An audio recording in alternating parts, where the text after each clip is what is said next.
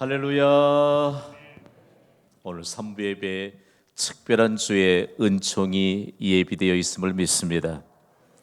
한국교회는 5월 둘째 주일을 어버이 주일로 지키는 전통이 있습니다.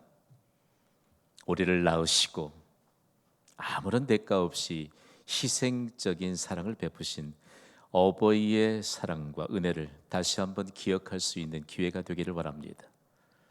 우리가 무엇으로 갚아야만 어버이의 크신 사랑, 그리고 말로 다 표현할 수 없는 그 어버이의 은혜를 갚을 수 있겠습니까? 그렇다면 우리는 과연 부모님을 어떻게 이해하고 있는 것일까요? 누구보다도 부모님의 중요성을 온 세상에 전했고, 그리고 하나님의 말씀에 순종했던 종교개혁자 루터는요, 부모님에 대해서 이런 정의를 내렸습니다. 함께 읽어볼까요? 시작. 부모는 세상에서 하나님의 대리자이다. 믿으시면 아멘 합시다. 도대체 왜 부모님이 세상에서 하나님의 대리자가 된 것일까요? 세상에 태어나는 모든 사람들은요, 한 사람도 예외 없이 부모를 선택할 수 없습니다. 맞습니까? 하나님의 주권에 의해서 한 가정에 부모님께 선물로 보내지는 것이죠. 이 사실 하나만으로 부모가 세상에서 하나님의 대리자인 것이 너무나도 분명합니다.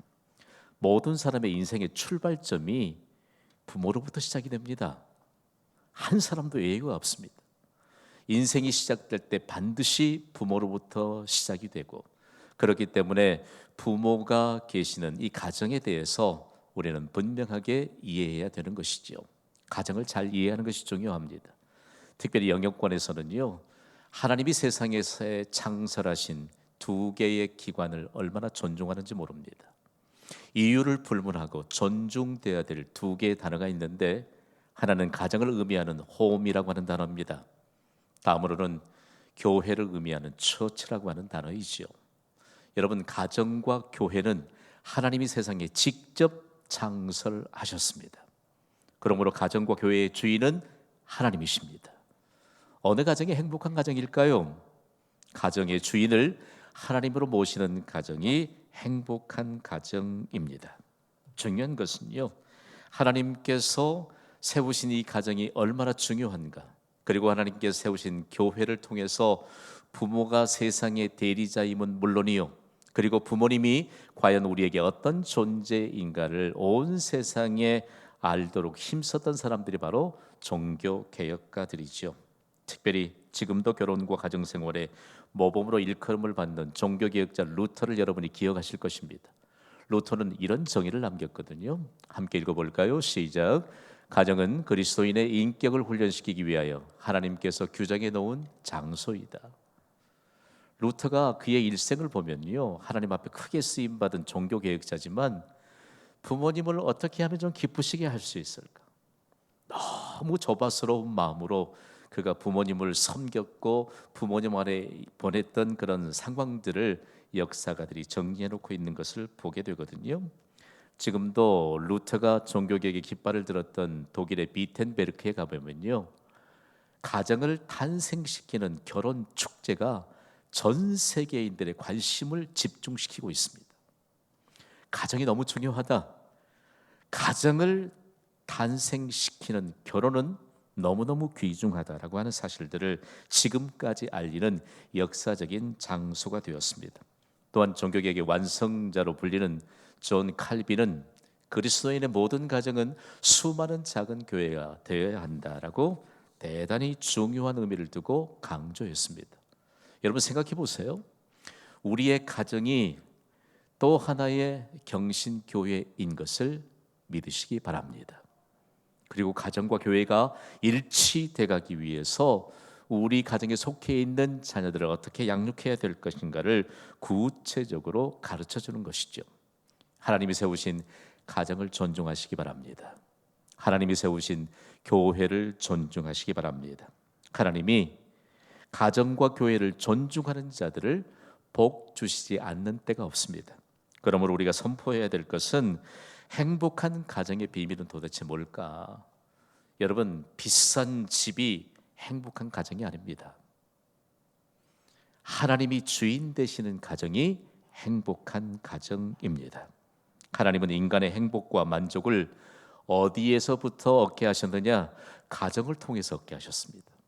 요즘 현대인들이 참 잘못된 것 가운데 하나가 하나님이 가정을 통해서 행복과 만족을 얻게 하셨는데 가정이 아닌 다른 곳에서 행복을 찾는 것은 그건 잘못된 것이라는 것이죠. 여러분, 인생의 결론이 가정입니다. 우리의 인생이 하루를 시작하는 곳이 어디지요? 가정입니다. 하루의 일과를 마치고 돌아가는 것도 어디지요? 가정입니다. 한 인생이 성공하느냐 실패하느냐 라고 하는 결승점이 가정입니다. 그토록 하나님이 세우신 가정은 중요한 것이죠.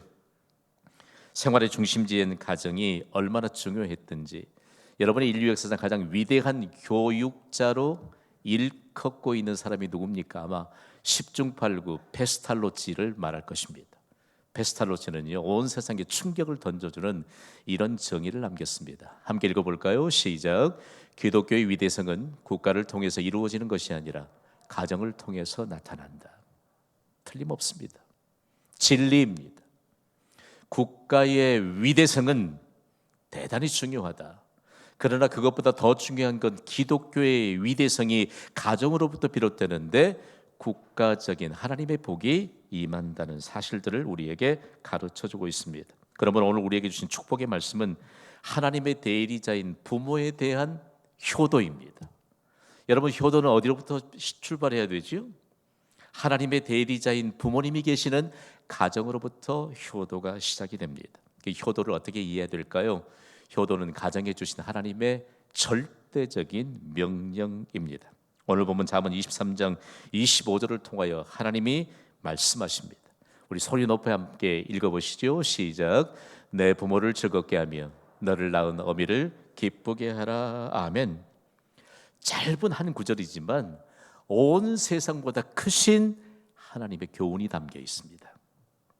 하나님이 우리에게 10개의 계명을 주시면서 10계명을 통해서 이스라엘 백성들을 온 세상을 향한 축복의 증거자요, 그리고 축복의 통로로 세우시면서 온 세상 모든 민족, 모든 나라, 모든 백성들이 하나님께 속해 있다라고 하는 사실들을 가르쳐 줍니다.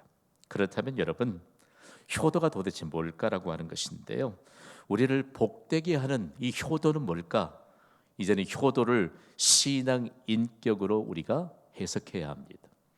효도할 수 있는 것은 신앙 인격으로부터 비롯됩니다. 그러면서 효도의 첫 출발선상에 내 부모를 즐겁게 하라고 말씀합니다. 중요합니다. 여러분이 한번 묻습니다. 하나님을 떠나서는 즐거움이 있을까요? 없을까요? 하나님을 떠나서는 즐거움이 없습니다. 우리 역시 하나님을 떠나서는 즐거움이 없습니다. 우리의 자손들이 하나님을 떠나서는 즐거움이 없는 줄 믿으시기 바랍니다. 만약에 우리의 자손들이 하나님을 떠나서도 얻는 즐거움이 있다면 그 즐거움은 곧 근심거리가 되고 맙니다. 오늘 김 목사가 대단히 담대하다, 제가 담대한 게 아니고요, 하나님이 주신 질서예요. 하나님이 주신 질서는 주님 다시 오실 때까지 영원한 줄 믿으시기 바랍니다. 그래서 우리는 오늘 주신 잠언 23장의 말씀이 구체적으로 하나님이 우리에게 주신 10계명 가운데 5번째 계명인 부모 공경에 관한 계명을 어떻게 실천해야 될 것인가를 가르쳐주고 있기 때문에 중요하죠. 그러면 5계명을 잠시 들여다볼까요? 우리 함께 읽어보겠습니다. 시작. 내 부모를 공경하라. 그리하면 내 하나님 여호와가 내게 준 땅에서 내 생명이 길리라. 아멘. 오늘 솔로몬을 통해서 주신 잠언 23장 25절 말씀이 이미 출애굽기를 통해서 모세에게 주셨던 5번째 계명 부모 공경을 우리의 나름대로 해석해서는 안 됩니다. 하나님이 미리 선택하셨고 그리고 히브리적인 개념을 담아서 기록하신 5계명에 관한 말씀을 하나님의 관점에서 해석해 보아야 합니다. 그러므로 가장 중요한 단어가 있다면 공경입니다. 하나님을 떠나서도 부모를 잘 공경할 수 있을까요? 그건 우리 생각이지요. 여기에 공경이라고 하는 말은요, 구약 성경의 원문이 우리말이 아닌 히브리 말로 기록되어 있습니다. 여기에 카베드라고 하는 말이 사람 몸속에 있는 장기의 근거를 두고 있습니다. 장기는 사람의 몸속에 있는 장기 가운데 제일 큽니다. 50분의 1 정도 크기입니다. 크죠? 그리고 매우 중요합니다. 간의 기능이 중요하잖아요. 그래서 무겁다 그리고 귀중하다라고 하는 이와 같은 의미를 두어서 카베드, 공경이라고 하는 단어를 우리에게 주셨는데, 이 두 개의 단어는 한정적입니다. 하나님을 향해 온전히 사용돼야 하고, 그리고 하나님만큼 중요한 부모님을 향해 사용돼야 하는 한정적인 단어입니다. 한번 따라합시다. 하나님과 부모님은 매우 중요합니다. 시작. 중요합니다. 하나님이 세상에서 하나님의 대리자로 주신 분이 부모님이십니다. 그러므로 부모님께 있는 신앙의 인격을 자녀들에게 어떻게 물려줘야 하는가, 그리고 부모들은 과연 신앙의 인격들을 자녀들이 얼마나 잘 이어받을 수 있도록, 물려받을 수 있도록 신앙으로 지도해야 되는가라고 하는 사실들을 우리에게 가르쳐주고 있습니다. 그래서 그들은 매일 실천운동처럼 이렇게 선포했거든요. 내 부모를 공경하라 라고 하는 말씀을 내 부모를 귀중히 여기라고 받았습니다. 제가 내 부모를 공경하라고 선포하면 여러분은 내 부모를 귀중히 여기라고 크게 말씀해 주세요. 내 부모를 공경하라. 중요합니다. 신앙 인격, 효도는 신앙 인격으로부터 비롯됩니다. 그러면 우리가 부모님으로부터 물려봐야 될 건 뭘까요? 효도의 근거가 되는 신앙 인격을 물려받아야 합니다. 그래서 이스라엘 백성들은 중요하게 이런 신앙의 권면을 그들의 전통으로 내려주고 있습니다. 다 함께 읽어볼까요? 시작. 재산을 물려받으려 하지 말고 신앙의 인격을 물려받으라. 여러분 잘 들으시기 바랍니다. 여러분들이 하나님 앞에서 정말 신앙의 인격을 자녀들에게 물려주면 여러분의 자손 대대로 하나님이 복을 보장해 주실 줄 믿습니까? 그러면 돈 물려주지 마세요. 그 어떤 것과도 값으로, 돈으로 환산할 수 없는 귀중한 신앙 인격을 자손들에게 물려주시기 바랍니다. 요즘 현대 그리스도인들이 대단히 하나님의 말씀을 잘못 이해하고 있습니다. 우리가 물려줘야 될 신앙의 인격을 물려주지 않아도 우리의 자녀들이 잘 살 수 있을까요? 그러면 이스라엘 백성들, 유대인들은 과연 그렇게 있을까요? 지금도 만약에 조금 자녀들에 관한 사랑이 너무 커서 자녀들에게 유산을 좀 더 많이 물려주고 싶다, 물려주면요, 이스라엘이라고 하는 국가는 90% 이상을 세금으로 환수해 가버립니다. 여러분에게 묻겠습니다. 자녀들에게 유산을 물려줘야 될 필요가 있습니까? 없습니까? 없는 것이죠. 지금도 세상 중심에 우뚝 설 수 있는 그 비밀은 신앙의 인격을 자손들에게 얼마만큼 물려주느냐, 대단히 중요합니다. 우리에게 복음을 전해주었던 청교도 후손들도요, 자녀들에게 재산을 물려주지 않습니다. 신학의 인격을 물려주고, 유언이 있다면 내가 이 한반도에 복음이 전해지도록 선교를 위해 기도하고 선교사를 파송했는데 너희가 자손 대대로 이 신앙의 유산을 물려받으라. 지금 그들은 선교 하나만으로도 하나님의 보장된 복을 누리고 있습니다. 우리가 신앙 인격을 물려주는 것 얼마나 중요할까요? 우리에게 있어서 쉽게 하나님의 말씀, 하나님의 명령이 있음에도 불구하고 우리는 얼마만큼 이 명령을 절대적인 하나님의 명령으로 삼고 있을까요? 지금도 잊혀지지 않는 한 여성도님이 계십니다. 벌써 10년이 훌쩍 넘었네요. 우리와 같이 11시 3부 예배를 드리던 한 여성도님이 30분 전에 꼬박꼬박 집에서 걸어오십니다. 그리고 자신이 선호하시는 그런 자리에 앉으셔서 성경을 펼치시고 예배를 준비하십니다. 저는 이 어르신이 처음부터 그렇게 오랫동안 믿음이 이렇게 쌓여있는 분이구나 그렇게 생각했어요. 그런데 이분을 만나 신방하면서 들은 대화 가운데 너무 충격받은 사실을 알게 되었습니다. 불과 몇 해 전까지는 예수님 안 믿던 분입니다. 그래서 자연적으로 술을 의지했던 분이고 담배를 의지했던 분입니다. 주일이면 동네 경로당에서 가장 먼저 나들이 가자라고 앞장섰던 분입니다. 그런데 예수님을 구주로 영접하니까 신앙의 인격을 갖게 되니까 그 어떤 것도 눈앞에서 보이지 않습니다. 예배 드리는 시간이 너무 즐겁고, 그리고 자손들을 위해 예배 자리에 앉아서 기도하는 것이 너무 즐겁고 행복한 겁니다. 하루는 한 번만 사정하더래요. 경로당에 있는 분들이 오늘 한 번만 예배 드리지 말고 좀 나들이 가자. 자기는 못한다 그러더래요. 그 주변에서 어르신들이 뭐라고 별명을 붙여놓느냐, 참 신자다, 참 신자다. 그러면서 그분이 천국으로 옮겨가셨습니다. 제가 우리 성도님들과 함께 그 장례식을 주관했습니다. 장례식을 주관하면서 제가 마음으로 많이 울었습니다. 왜냐하면 그토록 예배의 즐거움을 가지시고 30전에 예배당에 나와서 예배를 그렇게 준비하시던 소중한 분의 자리가 너무 커 보였기 때문입니다. 또 하나는 그분의 아들, 또 그분의 자부도 우리 교회에 출석했습니다. 손주들도 둘이나 있었습니다. 어머님의 신앙 인격과는 거리가 멀었습니다. 장례식을 치르고 난 이후에 제가 그 두 분을 불러서 어머님에 관한 신앙의 내력과 그렇게 눈물로 기도했던 내용들을 좀 알려드렸습니다. 관심 없습니다. 평상시에 그 어머님이요, 손주 둘이 있는데 정말 믿음의 가정을 세웠으면 좋겠다, 제 손 꼭 잡으시면서 눈물로 기도하고 있는 그 내용을 말씀하시더라고요. 그런데 하나님의 앞에 신앙 인격과는 전혀 다른 그런 길을 가고 있습니다. 너무 지금도 그분을 생각하면 너무 마음이 안타깝습니다. 제 5계명은요, 우리에게 자손 대대로 복 받도록 주신 하나님의 계명, 바로 부모 공경입니다. 두 번째로 솔로몬은 이렇게 증거하잖아요. 너를 낳은 어미를 기쁘게 하라. 여기 어머니도 계시고 아버지도 계시는데 어머니의 기쁨은 아버지의 기쁨이지요. 여러분, 부모가 자녀를 출생시킬 수 있는 것이 얼마나 큰 복인지 시편 기자는 이렇게 찬양합니다. 함께 읽어보시죠. 시작. 보라, 자식들은 여호와의 기업이요 태의 열매는 그의 상급이로다. 아멘.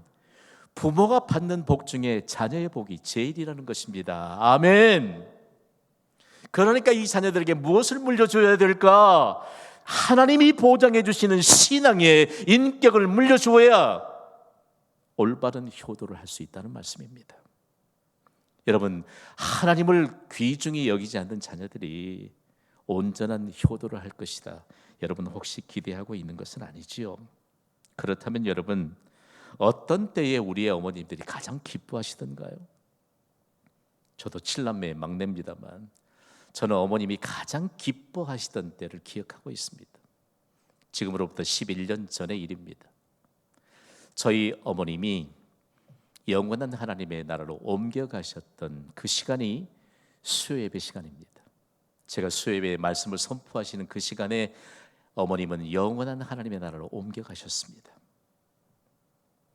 그러면서 장례식을 마친 이후에 제가 휴대폰에서 어머님께 평상시에 전화했던 그 번호로 통화 버튼을 눌러보았습니다. 어머님이 제 전화를 받으면 꼭 두 마디를 먼저 하시거든요. 주실이 아빠냐, 그 다음으로 김 목사이신가, 그리고 대화를 이어가세요. 더 이상 주실이 아빠냐, 김 목사이신가, 어머님의 음성이 들려오지 않더라고요. 저는 그때 느꼈습니다. 아버님은 조금 일찍 세상을 떠나셨지만 어머님은 94세까지 장수하셨거든요. 어머님이 장수하시니까 얼마나 감사했는지 몰라요. 더 이상 어머님의 음성을 들을 수 없다는 것을 실감하면서 또 한 번 깨달았습니다. 우리의 어머님이 영원토록 이 세상에 오래도록 계실 것 같지만 반드시 우리의 부모님은 우리의 곁을 떠난다는 사실입니다. 저는 지금도 천국에 옮겨가신 어머님이 그렇게 그립습니다. 왜냐하면 제가 결혼을 하고 만 10년이 되도록 아이가 없었거든요. 어머님이 생명을 다해서 함께 기도해 주시고, 그런데 어느 날은요, 제 아내와 함께 며칠 동안 수양관에 가서 기도할 시간과 기회를 얻으시더라고요. 제 아내와 어머님이 함께 수양관에 가서 기도하실 때 얼마나 기뻐하시는지 제가 눈으로 안 봐도 다 볼 수 있을 것 같아요. 돌아오시던 날 얼마나 기뻐하시던지, 우리 가정의 자녀를 위해 기도하시면서 하나님이 치유의 은총을 주셨는데 어느 순간 기가 잘 안 들리셨습니다. 그런데 기도하는 기간에 하나님이 귀를 열어서 잘 듣게 하셨습니다. 그러면서 자녀를 위해 기도하는 그 시간이 얼마나 기뻤는지 그 간증처럼 담아내면서 그렇게 기뻐하셨습니다. 그 얼마 되지 않아 사실상 저희는 태문이 닫혀서 의사들의 의학적인 판단은 아이를 못 갖는 것이었습니다. 그러나 손주 둘을 안아보시면서 그렇게 기뻐하셨습니다. 그리고 천국으로 옮겨가셨죠. 제가 지금도 어머님 생각에 너무 그리운 것은 저를 위해 기도하는 분들이 참 많습니다. 그러나 저를 낳아주시고 저를 길러주신 어머님처럼 생명을 다해 기도해 주실 분이 어디 있겠습니까? 오늘 어버이 주일 예배를 통해서 말씀을 받는 부모된 여러분, 우리의 자녀들을 위해 생명을 걸고 기도해 줄 분들은 부모님들 아니겠습니까? 누가 우리의 자녀들에게 신앙의 인격을 물려주기 위해 복받는 자녀들이 되도록 생명을 걸고 대신해서 기도해 줄 사람이 있겠습니까? 우리는 과연 우리의 어머님을 무엇으로 기쁘게 하고 있는 것일까요? 좀 더 어머님을 기쁘시게 해드릴 걸 아쉬움이 갈수록 커지는 것 같습니다. 이스라엘 통치자로 세상에서 가장 뛰어난 지혜와 부를 소유하였던 솔로몬이 깨달은 진리입니다. 내 부모를 기쁘게 하고 너 나의 어머니를 기쁘게 하라. 그가 가장 강조했던 것은요, 나 하나님이 복 받아서 복 주셔서 내가 세상에 제일 가는 부를 거머쥐었고 세상에 제일 가는 지혜를 거머쥐었던 것 자랑하지 않았습니다.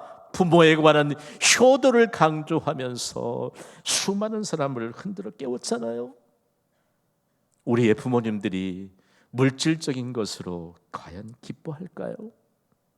솔로몬이 남겼던 이 교훈을 가장 마음으로 받았던 사람들이 바로 청교도 후예들입니다. 저는 청교도 후예들과 같이 늘 빈번하게 교제하면서 그들이 부모를 통해서 받은 신앙의 유산이 너무 감동적이에요. 그들은 사실상 세대 차이가 없어요. 그러면서 아름다운 효도와 관련된 짧은 그들의 전통 하나를 저한테 소개해요. 다른 내용이 아니고 함께 기도하는 사람들은 늘 함께 있다. 영어로 표현하면 훨씬 더 실감이 나죠. Those who pray together stay together. Stay together. 제가 눈물이 앞에 가려서 글씨가 잘 안 보이네. 여러분, 부모와 자녀가 부모가 하나님 앞에서 기도하고 부모에게 물려받은 신앙의 인격으로 자녀들이 함께 기도하는 것처럼 복된 가정, 가족의 모습들이 어디에 있겠습니까? 그렇다면 오늘 부모와 자녀가 함께 받아야 될 메시지는 과연 무엇일까요? 우리 크게 선포해 봅시다. 시작. 하나님의 마음, 부모님의 마음. 이스라엘 백성들의 지혜의 보고인 탈무드에서는 이렇게 가르치고 있습니다. 부모의 마음 속에는 하나님의 마음이 있다. 부모님의 마음은 곧 하나님의 마음이라는 뜻이죠. 부모님의 간절한 마음은 자녀들이 부모에게 있는 신앙 인격으로 사는 것입니다. 그러므로 신앙 인격을 가진 부모님의 마음을 헤아리는 것이 효도입니다. 저는 오늘 여러분을 도전하고 싶습니다. 한국 사회에서 가장 문제가 되는 것을 자꾸 매스컴이 터뜨려요. 그 가운데 우리하고는 상관없는 시어머니와 며느리의 갈등, 고부간의 갈등에 대해서 어떻게 해답도 없는 말을 그렇게 펼치는지 몰라요. 세상의 주관자이신 하나님은 며느리와 시어머니의 갈등에 대해서 성경에 말씀하신 적이 없습니다. 시어머니와 며느리의 관계를 효도의 관계로, 복받는 관계로 명확하게 성경에 기록하고 계십니다. 이스라엘의 왕이 없던 시대를 사사시대라고 하거든요. 사사시대에 유대 땅인 베들레헴에서 살던 엘리멜렉이라고 하는 믿음의 가장이 있었습니다. 그런데 그 땅에 흉년이 들었거든요. 그런데 자신의 아내인 나오미와 함께 흉년이 되어서 두 아들과 함께 입에 풀칠이나 하기 위해서 하나님의 통치가 없는 요단을 건너 모압 땅으로 갔습니다. 그것부터가 슬픔이죠. 흉년을 피해서 그야말로 생계 때문에 옮겨갔던 그 가정에 슬픔의 사건들이 계속해서 일어납니다. 가장인 엘리멜렉이 죽습니다. 그리고 두 아들인 말론과 기론이 죽습니다. 나오미와 그리고 모압 땅에서 이방의 여인들을 잡으러 맞아들였는데 오르바와 룻 세 여인이 졸지에 과부가 되고 맙니다. 그러면서 슬픔에 차 있던 나오미에게 10년쯤 지났을 때 유대 땅 베들레헴은 하나님이 주신 기업이 있는 땅입니다. 흉년이 끝났다는 소식을 듣습니다. 우리 같으면 실패했기 때문에 가지 않을 수도 있습니다. 그러나 나는 하나님의 기업이 있는, 하나님의 통치가 있는 베들레헴으로 돌아가겠다. 그랬더니 이방의 여인들, 하나님을 알지 못하는 여인들 두 자부가 있는데 자부들에게 나를 따라오지 말고 너희의 친정으로 돌아가라고 말합니다. 이때 오르바라고 하는 자부는 눈물을 흘리면서 시어머니와 이별을 합니다. 사람과의 이별이 아니고 실상은 하나님과의 영영 이별하는 것이죠. 그러나 룻은 어머니를 따르겠다고 합니다. 그때 룻이 했던 고백이요, 인류 역사상 가장 아름다운 신앙의 고백입니다. 룻기 1장 16절을 우리 함께 읽습니다. 시작. 룻이 이르되 내게 어머니를 떠나며 어머니를 따르지 말고 돌아가라 강군하지 마옵소서. 어머니께서 가시는 곳에 나도 가고 어머니께서 머무시는 곳에서 나도 머물겠나이다. 어머니의 백성이 나의 백성이 되고 어머니의 하나님이 나의 하나님이 되시리니. 아멘. 모압 땅 하나님 알지 못합니다. 수많은 이방의 신들을 섬기던 사람들입니다. 그런데 시어머니인 나오미가 슬픔 중에 있지만 시어머니 나오미에게 있는 신앙의 인격을 룻이 본 것입니다. 어머니의 하나님이 나의 하나님이 되리라. 나오미가 10년 전에 베들레헴을 떠날 때는요, 기쁨 그 자체였어요. 사랑스러운 그 자체였습니다. 10년 후에 아주 실패한 인생으로 자부와 함께 돌아갔는데 너무 모습이 초라하거든요. 봐, 나오미가 아니냐? 그런데 왜 저렇게 초췌해지고 기쁨이 사라졌느냐? 라고 말할 때 나오미가 나를 더 이상 나오미라고 부르지 말라. 그 이름 자체가 기쁨이요 사랑스러움이라는 뜻이거든요. 이제는 나를 쓰디쓴 인생의 경험만을 했던 마라라고 불러달라. 그렇게 말합니다. 그런데요, 아무것도 없는 이 두 사람의 자부인 룻, 며느리인 룻이 시어머니를 효성스럽게 공양하기 시작합니다. 그러면서 시어머니의 잃어버렸던 명예마저도 회복시켜줍니다. 며느리 룻의 활동을 보면요, 보아스의 밭에 가서 큰 내리쬐는 떼약볕도 마다하지 않고 작은 이삭 하나하나를 땀방울을 흘리면서 모읍니다. 목적 하나, 내 시어머니인 나오미를 복양하겠다는 것입니다. 하나님이 그 자부를 축복하십니다.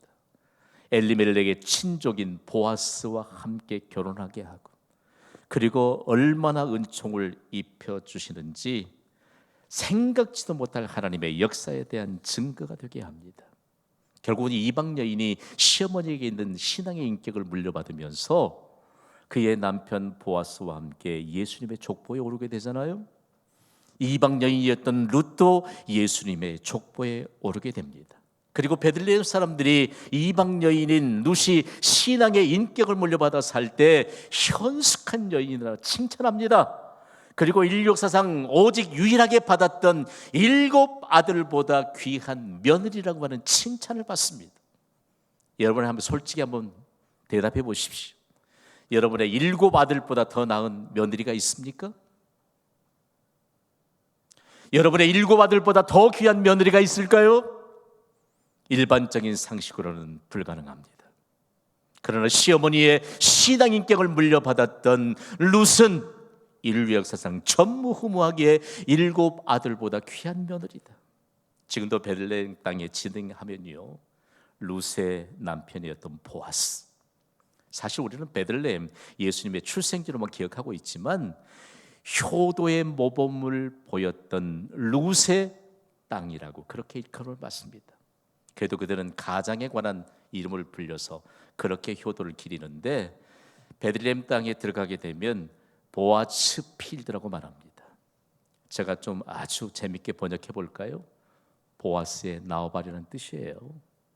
보아스의 아내 루세 라오발이라는 뜻입니다. 여러분, 우리가 신앙의 인격으로 사는 곳이 축복의 땅이 될 줄 믿습니다. 신앙의 인격을 유산으로 물려주는 우리의 자녀들이 사는 땅도 축복의 터전이 될 줄 믿습니다. 두고두고 축복의 땅이 되었습니다.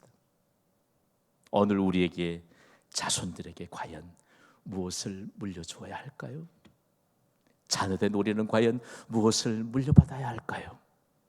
오늘 이 말씀이 우리의 마음판에 새겨지고 우리가 이 세상을 떠나 영원한 하나님의 나라에 옮겨져도 우리가 가진 신앙인격이 우리의 자손들에게 계속 개성되면서 가장 복된 인생의 계보, 그리고 영적인 가문의 계보를 이어가시기를 주님의 이름으로 축원합니다. 가슴에 손을 얹어 봅시다.